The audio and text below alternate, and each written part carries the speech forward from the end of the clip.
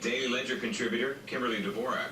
Kimberly, basically, it appears to me that the Islamic State is moving at will, unabated, essentially. Of course, they're fighting back in some pockets in Iraq and in Syria, but let's face it. I mean, they can't be producing videos like this unless they have some sort of unfettered access to this kind of equipment to produce the videos. Yet we have the White House virtually silent, other than the typical response. We condemn it in the strongest terms. Where's the military response? Well, I think behind the scenes, the military officials that I've spoken with said that, right now they're on their heels, that the administration is not allowing the military to use its will, its might, and absolutely go after these terrorists everywhere they are. And they are continuing to grow.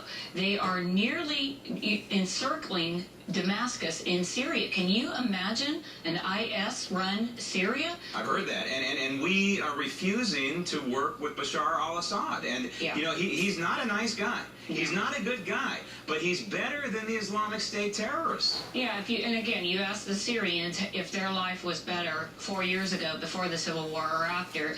Most, if not all, would say, yeah, we prefer to go back to 4 years ago under Bashar Assad, where they actually had bustling economy. They had, they were able to go to school, send their kids to school, go to soccer games, things of that nature. Now it's just complete chaos, and Assad is basically encircled in his own little city, and there's nothing much that we can do about it. And it just doesn't look any better in Iraq. It doesn't look any better in Yemen, where the complete collapse of the country, as well as you've got to remember that Libya, the first war that kind of started this little domino effect in the Middle East, Yemen has, kind of, gone to the forefront of this. But in fact, you've got so many in Libya that you've got Egypt now trying to go in, and they're actually going in with airstrikes into Libya. So you've got an entire region that's on fire. Right, and we have to say that this video is only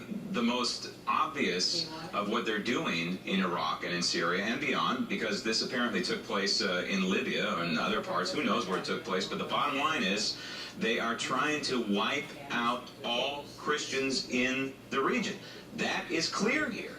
And as the greatest power on earth, we have an obligation to try and protect those Christians, and we're not doing it. We're allowing these people to be slaughtered, and for genocide and religious cleansing to take place is just unbelievable to me. And then you look at cities like Mosul, which is Iraq's second largest city. The Islamic State is completely ingrained in there now. There's no way airstrikes is going to get them out. You have to go in on the ground. And then you mention Yemen. Now the United States sends a warship, an aircraft carrier, to off the coast of Yemen. Where is all this headed? Because obviously they're trying to stop arms being shipped from Iran, the very people that we're negotiating a nuclear deal from. If you had told me this whole scenario 6 years ago, I would have said, no way, this can't be happening, but it is. Yeah. Well, unfortunately, in the Middle East, when you get a knock at the door and it's ISIS or another terrorist organization saying either convert or die, they mean it. And if you're the person on the other side of that door, when you open it and you see that it's ISIS, you're either going to commit to Allah or you're going to die. And the difference between what the U.S. is doing interventional-wise here as compared to what the terrorists are able to do, the terrorists actually are following through with their threats. They are. The United States government is not following through. We're really good at setting red lines, and you've seen a lot of leaders throughout the Middle East say, look, the United States has the great rhetoric. We're out there giving the good fight. We're talking the good talk. However, 6 years into this, we are not following through with the promises, and now nobody trusts the administration anymore. And again, you have absolute chaos throughout the Middle East, and it's growing. And we're acting like Panama. No offense to Panama, but we're acting like, I'm sorry, a third world country instead of the greatest country on the face of the planet. Now, back in this country, there's evidence that Islamic State has been working with the drug cartels just south of of Texas. I think they're already here. I think you also agree with that. Yet we have some surveillance operations going on that are going after Americans while we have these people south of the border, like, for example, a Stingray, which is, what is it, tracking cell phones? Yeah. Well, we just, I've been covering this story now for a couple of weeks, and there are Stingray devices that were actually created through the Harris Corporation, and what they are is they are fake cell phone towers, and they were created for use for the CIA and the U.S. military to track terrorists worldwide.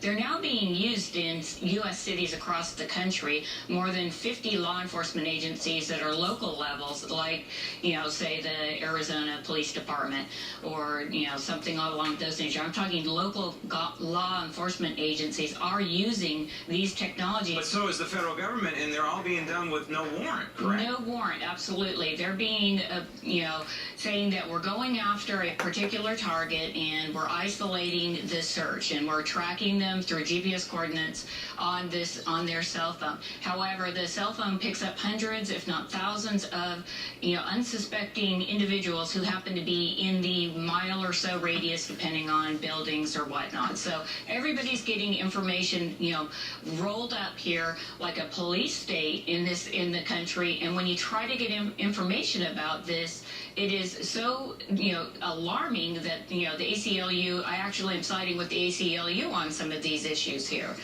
It's unbelievable. We have an enemy who states what they're going to do and does it and is basically doing it unabated. And our government's targeting our own people, violating the 4th and the 5th Amendment. It's just unbelievable that this is happening. And they're able to do this, and let me just point this out, they're able to do this through the use of a non-disclosure agreement.